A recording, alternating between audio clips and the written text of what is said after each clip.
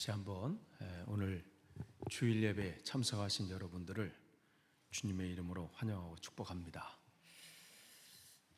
우리가 아까 지금 안 집사님께서 기도하신 것처럼 우리가 다음 주일은 성령 강림 주일이면서 동시에 웨슬리 목사님 회심 주일입니다.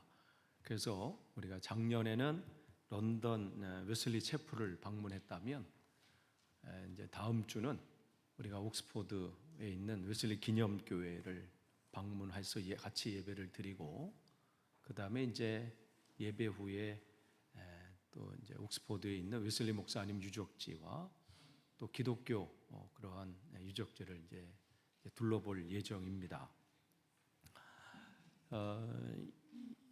그 걸음걸음 속에 우리가 그것을 보는 것은 단순히 한 곳을 관광하거나 바라보는 그 정도로 끝나는 것이 아니라 그 우리 신앙의 선조들의 삶을 되돌아보면서 나의 삶을 점검해 보는 것이죠. 우리가 지난주에 월요일하고 토요일 날 런던에 있는 대형 박물관 성경 투어를 했습니다.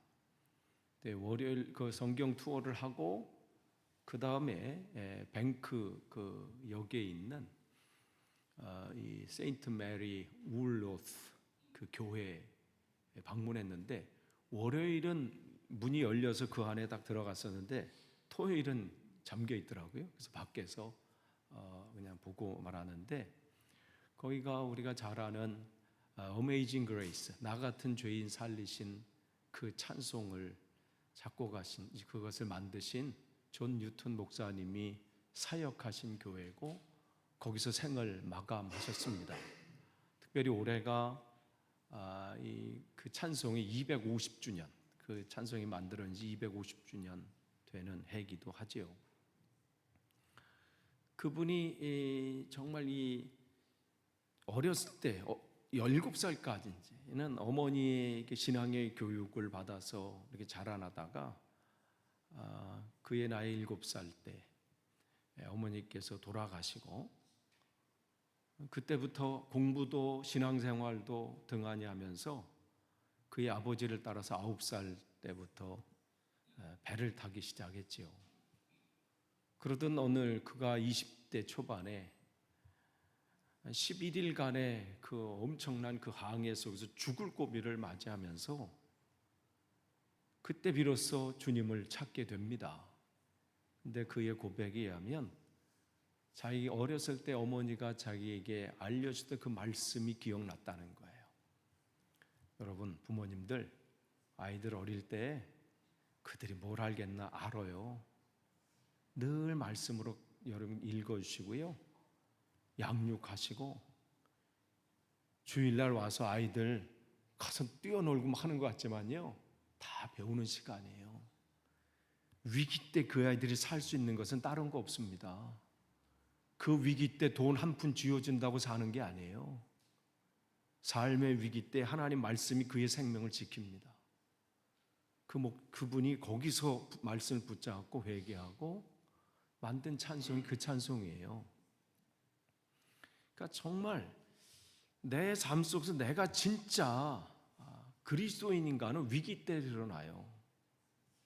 요한 웨슬리 목사님이 부르심 앞에 순종해서 미국으로 선교사로 갔습니다. 미국 조지아주, 그때 영국이 한창 거기 이제 하고 있을 때, 그때 그를 맞이하는 한 분이 요한 웨슬리 목사님에게 질문합니다. Are you Christian? 당신 그리스도인입니까? 아니 목사님인데. 그래서 대답합니다. 저 처치 오브 잉글랜드 거기 목사하고 신학을 공부했고, 알겠습니다.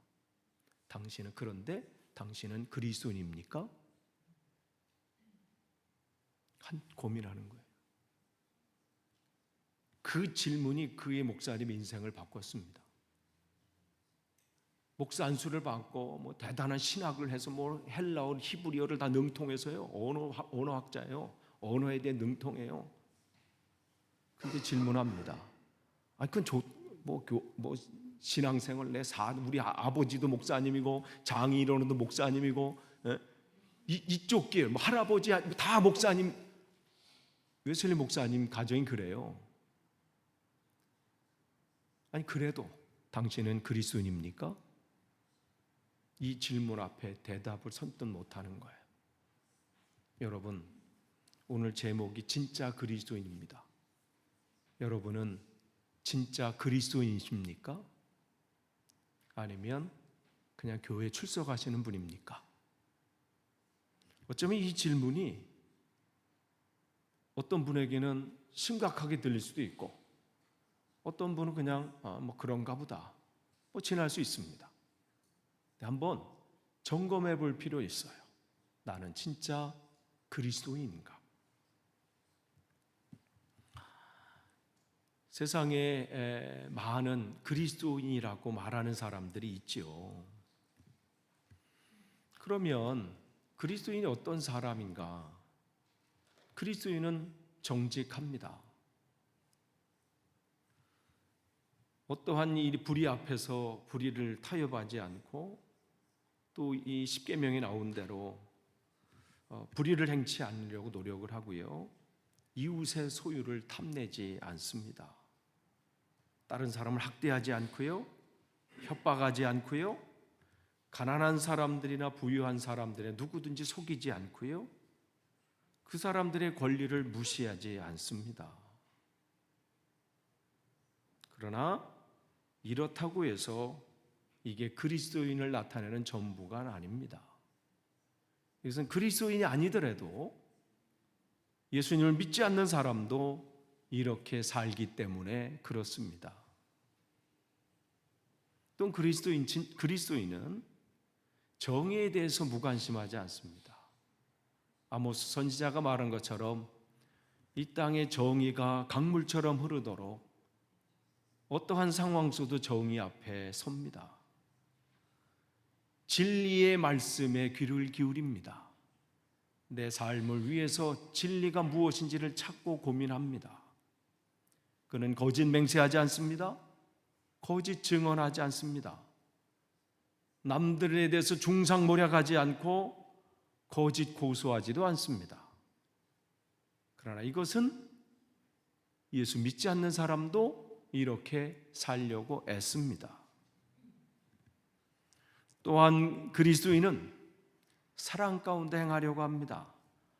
어떤 편견의 삶을 살지 않으려고 하지요. 어떻게 하면 사람에게 도움을 주려고 애씁니다. 마태복음 25장에 나오는 사람처럼 배고픈 이들에게 먹을 것을 주려고 애씁니다. 옷이 없어 헐벗는 사람들에게 옷을 공급해 주려고 합니다. 억울하게 감옥살이 하는 사람들을 돌보고 그들을 구제하려고 합니다. 자기 가진 것을 나누고 구제에 힘쓰고 사랑의 삶을 삽니다. 그러나 이것이 진짜 그리스도임을 보증하지는 않습니다. 왜냐하면 예수 믿지 않는 사람도 이렇게 살기 때문에 그렇습니다. 또한 그리스도인은 경건한 삶을 살려고 합니다. 하나님 말씀에 금하는 것은 안 하려고 합니다. 말씀을 묵상하면서 내 말과 내 행동이 성령께서 근심하는 일이 되지 않도록 늘 말씀을 묵상하고 하나님의 이름을 망령도 일컫지 않도록 애씁니다. 남들을 저주하기보다는 축복하려고 합니다. 주일날 예배당에 나와 예배를 하려고 주일 성수라고 하죠. 이것을 빠지지 않으려고 합니다. 계명을 지키려고 애씁니다. 부모를 공경하려고 하고 간음하지 않고 거짓 증언하지 않고 내 입술을 지켜 욕을 하지 않고 악한 말을 하지 않고 음란 패설을 하지 않습니다. 심지어는 하나님께서 기뻐하지 않는 농담이라도 하지 않으려고 합니다.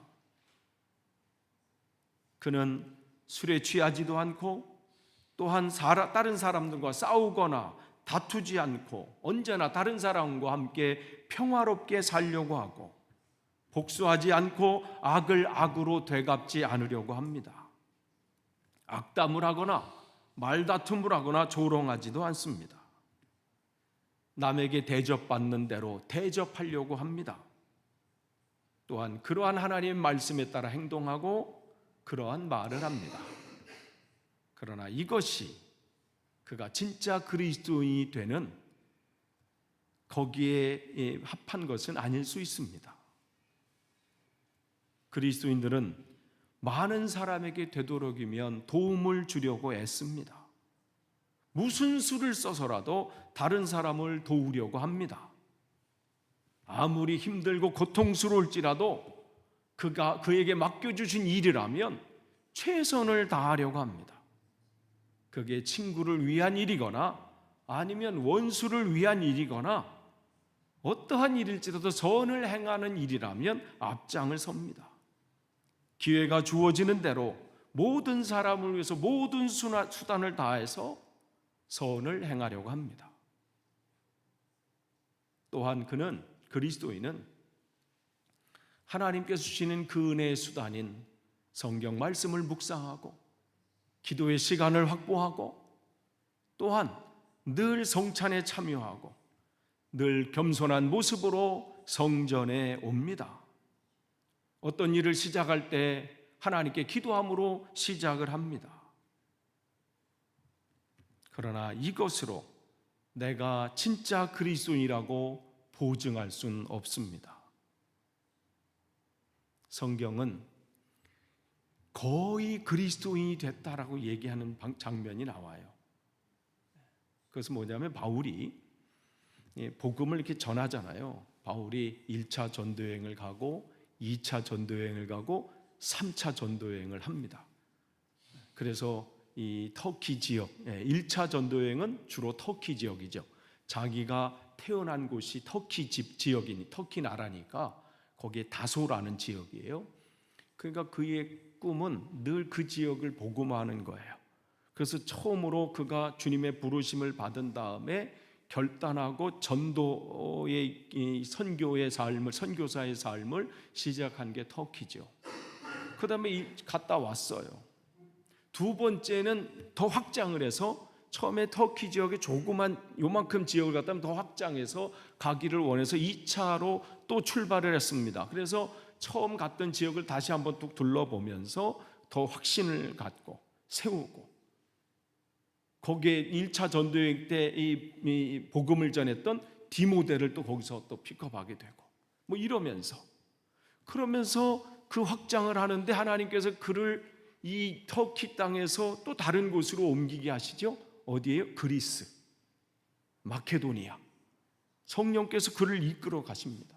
그는 거기에 순종해서 처음으로 유럽 땅의 복음을 또 전하게 되지요. 그래서 2차로 갔다 돌아와요. 3차 전도여행 때, 2차 전도여행 때 갔던 데를 다시 한번 들러가면서 복음을 또 전하는데 그렇게 하고 돌아옵니다. 근데 돌아오는 길에 하나님께서 그에게 그 다음에 어떠한 일이 일어날지를 말씀해 주시잖아요.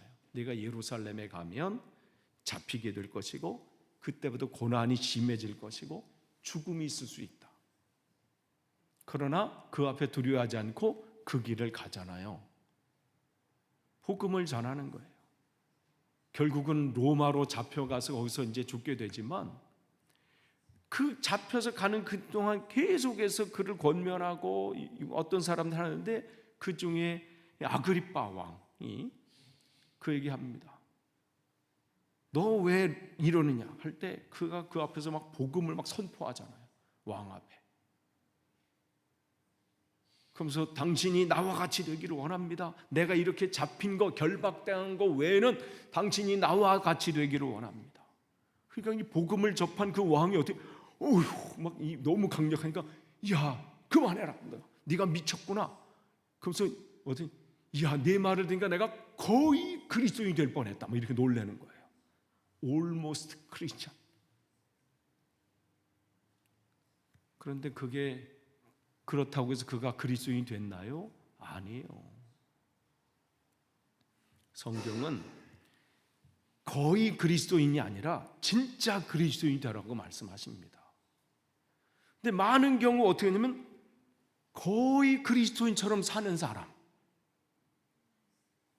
겉모습을 보면 그리스도인처럼 보이는데 하나님께서 우리에게 원하시는 건 뭐예요? 진짜 그리스도인, 리얼 크리스찬이 되길 원하는 거예요. almost 크리스찬이 아니라 리얼 크리스찬. 이게 하나님께서 우리에게 원하시는 바입니다. 그러면 진짜 그리스도인이 되려면 여기에 뭐가 더 필요합니까? 이게 오늘 본문의 말씀이에요. 성경은 이렇게 말씀하십니다. 하나님을 사랑해라. 이게 진짜 그리스도인의 이 가치입니다. 내 마음을 다하고 목숨을 다하고 생각을 다하여 주 너희 하나님을 사랑하라. 주님을 사랑하는 사람은요, 그의 마음과 생각이 언제나 나를 구원하신 나의 창조주 되시고 나의 힘이 되신 여호와 하나님 때문에 기뻐합니다. 세상에 다른 것이 주어졌기 때문에 기뻐하는 게 아니에요. 우리 아이가 좋은 대학 갔기 때문에 기뻐하는 것도 아니고요. 내가 좋은 직장을 가지고 좋은 연봉을 받고 이것 때문에 기뻐하지 않습니다. 만약 그것 때문에 기뻐하는 사람, 그게 없어질 때는 어떻게 반대로 기뻐하지 않겠지요. 진짜 그리스도인은 그냥 주 하나님 때문에 기뻐합니다. 왜냐하면 모든 것 되시는 하나님, 나의 삶의 전부이신 하나님, 그분 하나님이 나의 전부이시기 때문에 감사하고 그 전부이신 하나님 앞에 내 소망을 두고 어떤 환난과 역경과 상황이 내게 있다 할지라도 그 하나님의 이름을 잊지 않습니다. 그의 마음은 언제나 주 한 분밖에는 내가 다른 일을 사모할 자가 없다고 고백합니다. 이 땅의 어떠한 것도 주님이 내게 주시는 그 기쁨을 채울 수 없다고 고백합니다. 나는 하나님 한 분 외에는 바랄 것이 없다고 고백합니다. 왜냐하면 하나님을 사랑하는 사람은 이 세상 것에 소망을 두지 않기 때문입니다. 그는 날마다 나는 죽고 내 안에 예수 그리스도가 사신다고 고백하기 때문입니다. 그는 육신의 정욕이나 안목의 정욕, 이생의 자랑을 거부합니다. 모든 종류의 자랑에 그는 죽었습니다. 바울이 고백한 것처럼 이전에 내 자랑이었던 모든 것을 나는 배설물로 여긴다. 바로 이것이 참 진짜 그리스도인의 모습입니다. 또한 진짜 그리스도인이 되는데 필요한 것은 우리 이웃을 사랑하는 것입니다. 내 이웃을 내 몸과 같이 사랑하라고 말씀하셨기 때문입니다. 누군가 그리스도인에게, 진짜 그리스도인에게 누가 우리의 이웃입니까? 묻는다면 그는 이렇게 대답합니다. 이 세상에 있는 모든 사람이 우리의 이웃입니다. 왜냐하면 그들이 모두 다 어떤 모양이든 어떤 색깔이든 어떤 위치에 있든 어떤 형편이든 모두 다 하나님의 피조물, 하나님의 자녀이기 때문에 그렇습니다. 그렇기 때문에 그들은 어떤 이유에서도 우리의 원수, 심지어 하나님의 원수가 됐다 할지라도 그들의 영혼을 사랑하는 데서 제외시키지 않습니다. 오히려 진짜 그리스도인들은 그 모든 사람을, 심지어 원수된 사람도 자기 자신처럼 사랑합니다. 왜 그렇습니까? 예수 그리스도께서 하나님과 원수된 우리를 그렇게 사랑하셨기 때문입니다.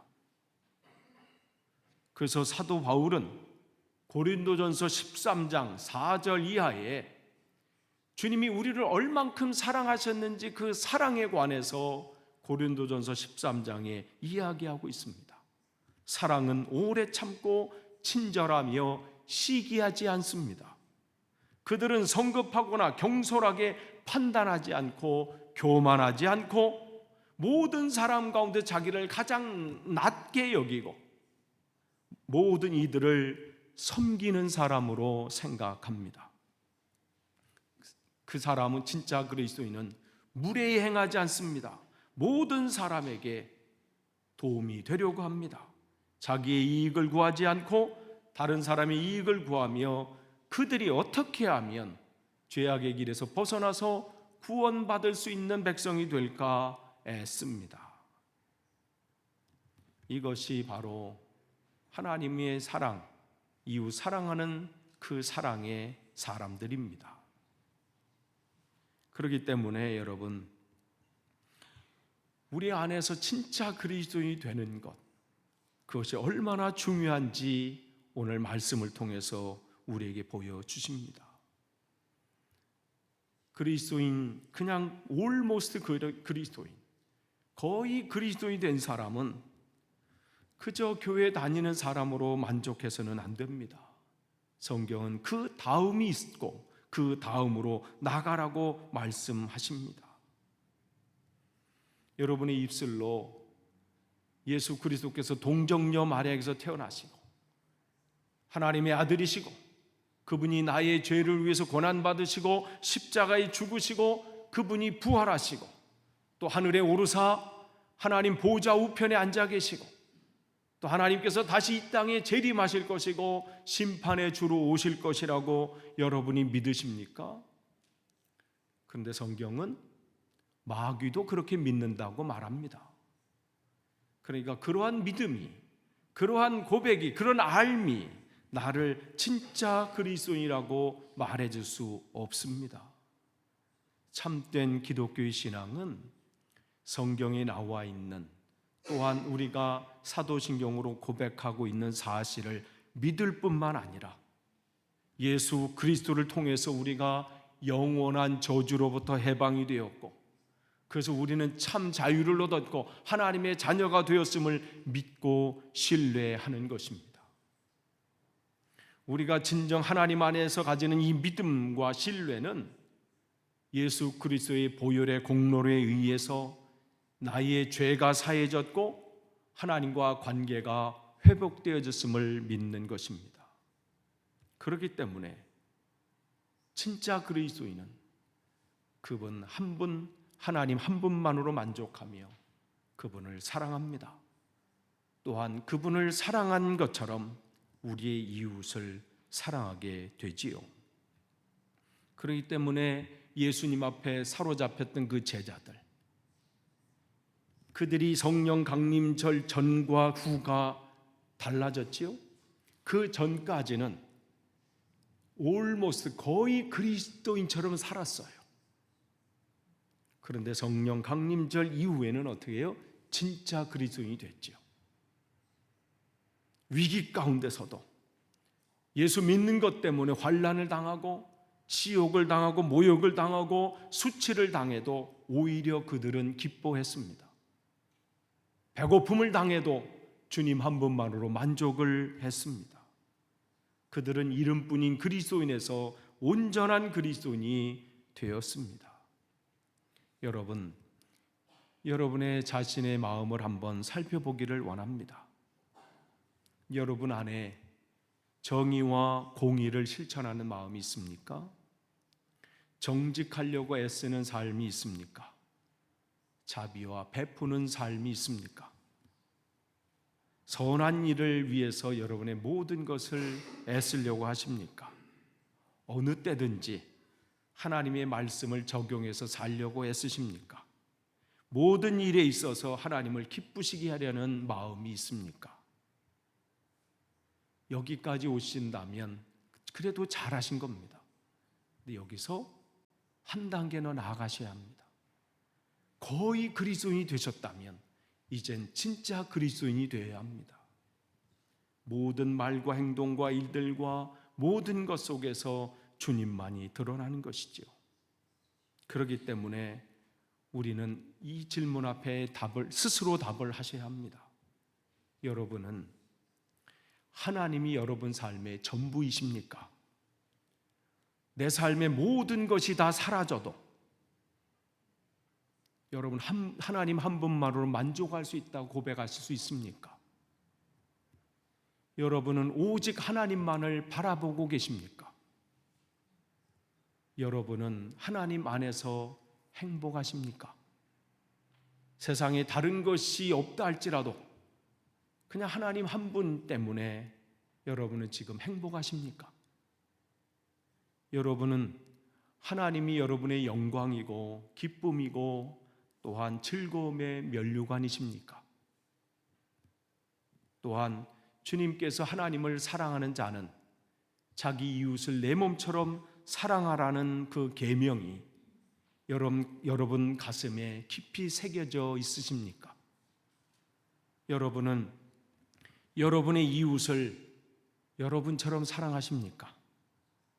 이걸 좀 더 직설적으로 얘기하면 여러분의 자녀가 아파할 때 갖는 그 마음이 여러분이 이웃의 자녀, 아니 미국까지 갈 것 없이 우리 교회 안에 있는 자녀가 그렇게 아파할 때도 똑같은 마음이십니까?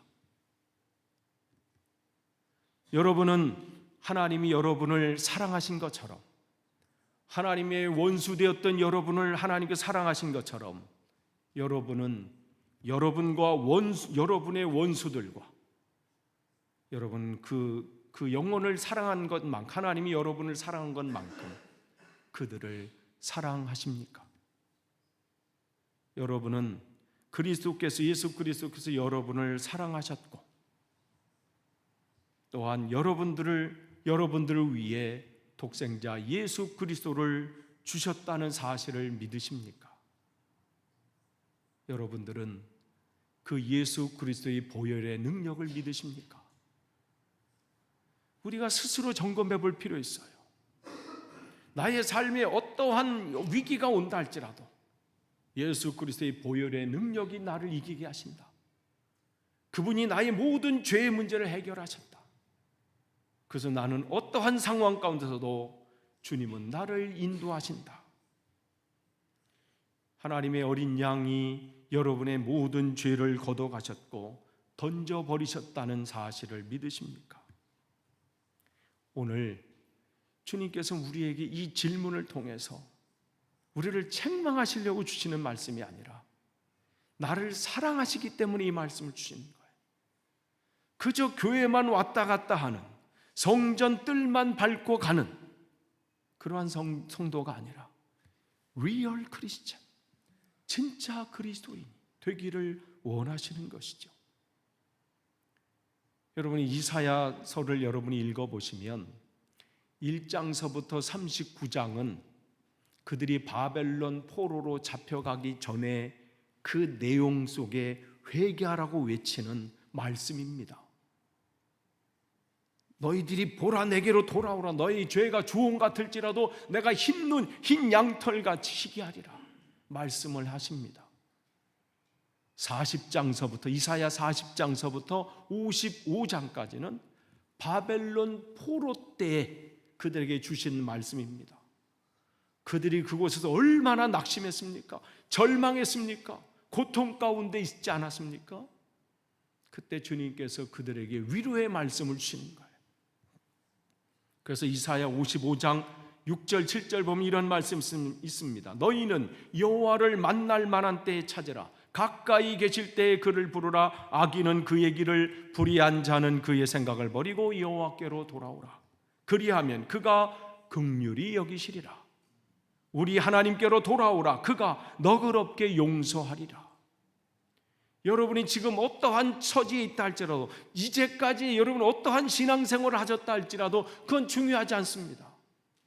주님께서 여러분을 지금 복음의 말씀으로 초청하는 이 시간에 외면치 마시고, 주님, 내가 이제까지는 올모스트 크리스찬이었습니다. 그냥 교회 다니는 사람이었습니다. 내가 지금 주님을 부르짖습니다. 내가 주님께로 지금 돌아옵니다.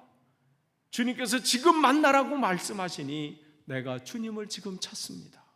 고백할 때에 주님께서 여러분을 너그럽게 용서하시고 또한 새 길로 인도하실 겁니다. 끝을 맺습니다. 그리스도인이 된다는 것, 그것은 하나님을 사랑하는 겁니다. 하나님을 사랑하는 것은 세상의 모든 상황 가운데 그분 한 분만으로 만족하시는 겁니다. 그분 한 분 때문에 행복해 하시는 겁니다. 그런 사람은 이웃을 내 몸처럼 사랑하게 됩니다. 우리는 어디까지 나아가야 돼요? 원수까지라도. 그래서 여러분이 진짜 그리스도인이 돼서 내 삶 속에 그 주님을 통해서 주님의 크게 일들이 나타나기를 간절히 축원합니다. 기도하겠습니다. 하나님 감사합니다. 진짜 그리스도인이 되기를 원합니다. 주님께서 안타깝게 여기시는 것처럼 성전 뜰만 밟고 돌아가는 심령이 아니라 이 땅의 삶의 속에서 주님 한 분만으로 만족하며 주님 한 분만으로 행복해하며 주님이 주시는 그 말씀 안에서 우리 이웃을 내 몸처럼 사랑하는, 주님께서 우리를 사랑하신 그렇게 또 사랑할 수 있는 자리까지 서도록 우리를 인도해 주시고, 우리가 연약하고 부족합니다. 오늘도 또 넘어집니다. 결단하지만 또 쓰러집니다. 하나님 연약함을 도우셔서 마침내 주님의 장성한 분량까지 이르게 하옵소서. 예수님의 이름으로 기도하옵나이다. 아멘.